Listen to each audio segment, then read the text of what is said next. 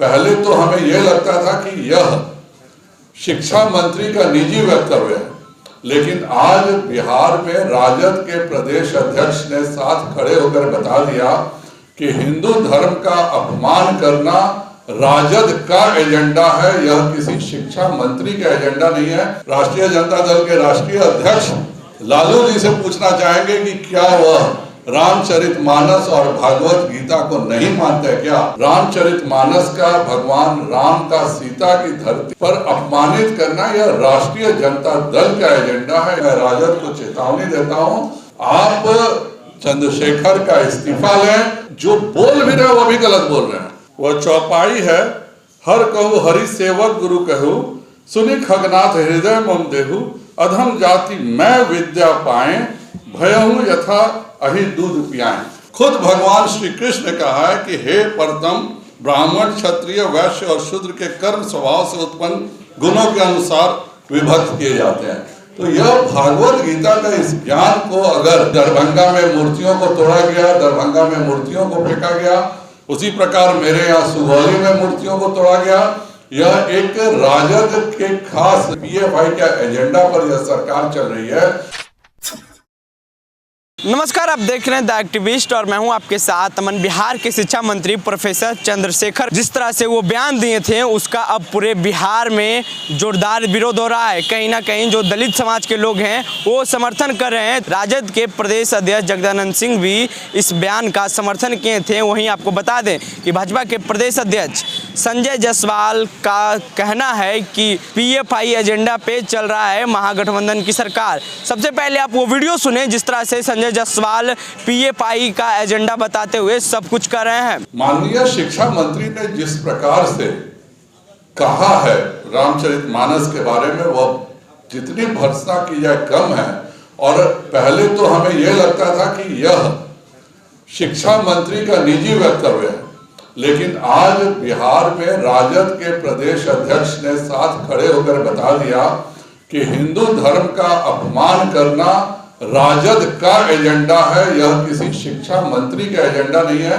अगर प्रदेश अध्यक्ष उसके साथ खड़े हैं तो इसका मतलब राजद भगवान राम के अपमान के लिए इस पूरे एजेंडे को चला रही है। यह इत्तेफाक नहीं है कि एक मंत्री ने भाषण नालंदा ओपन यूनिवर्सिटी में दिया हो, रामचरितमानस का भगवान राम का सीता की धरती में पर अपमानित करना यह राष्ट्रीय जनता दल का एजेंडा है। इसकी हम बहुत भर्त्सना करते हैं और अभी तक हम इसको राजनीतिक रंग नहीं देना चाहते थे, लेकिन अब इस पर हम लोगों ने युवा मोर्चा को भी कहा है कि शिक्षा मंत्री का पुतला हर जिले में दहन होना चाहिए।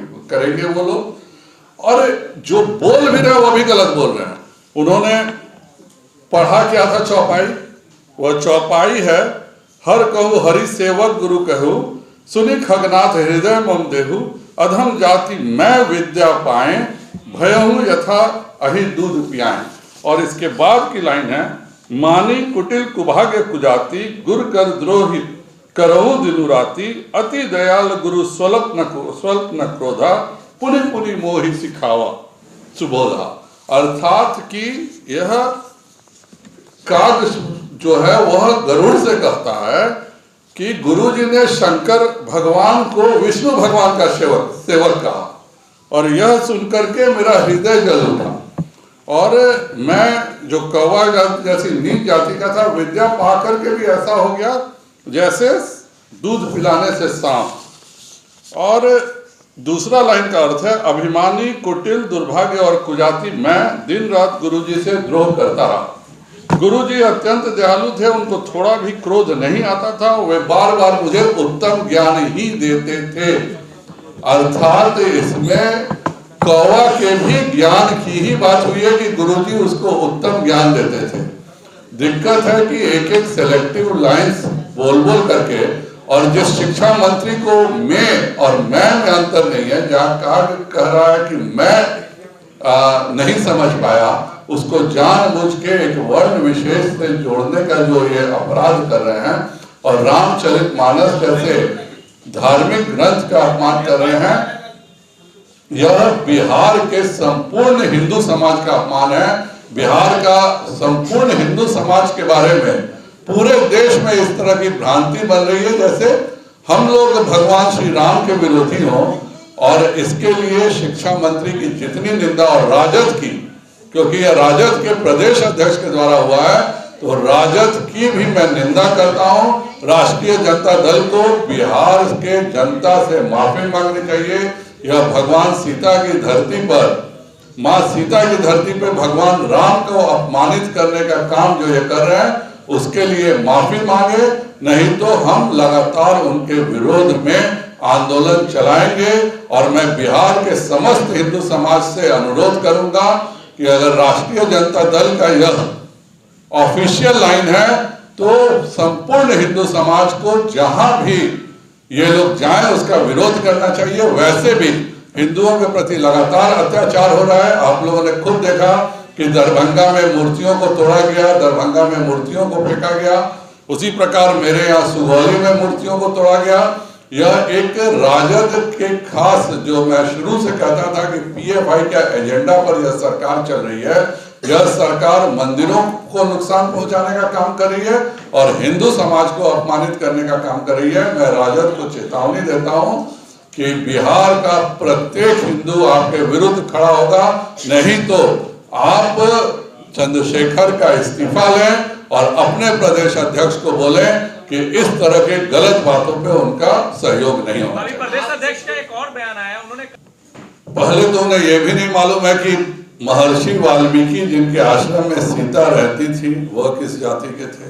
उनको यह भी नहीं मालूम है कि वेद व्यास क्या जाति में थे। अगर वर्ण व्यवस्था थी तो यहाँ पे इसी मगध पर जरासंध जी का शासन कैसे हुआ, चंद्रगुप्त का शासन कैसे हुआ, राजा चौहरमल का शासन कैसे हुआ। कोई ऐसा हिंदू में उपजाति नहीं है जिसके महाराजा नहीं हुए हों हिंदुस्तान के इतिहास में। ऐसी एक जाति आप खोज के दिखा दीजिए जिसके राजा इस हिंदुस्तान में नहीं हुए हों। तो यह सभी को लेकर चलने का था और हम सब कुछ याद रखते हैं, भागवत गीता को हम बिल्कुल याद नहीं रखते हैं। भागवत गीता के 18वें अध्याय के 41वां श्लोक में खुद भगवान श्री कृष्ण ने कहा है कि हे परतम, ब्राह्मण, क्षत्रिय, वैश्य और शूद्र के कर्म स्वभाव से उत्पन्न गुणों के अनुसार विभक्त किए जाते हैं। तो यह भागवत गीता का इस ज्ञान को अगर आज कोई कहता है, उसको कहता है, और कभी भी हमारे यहाँ समाज में बंटवारा नहीं रहा।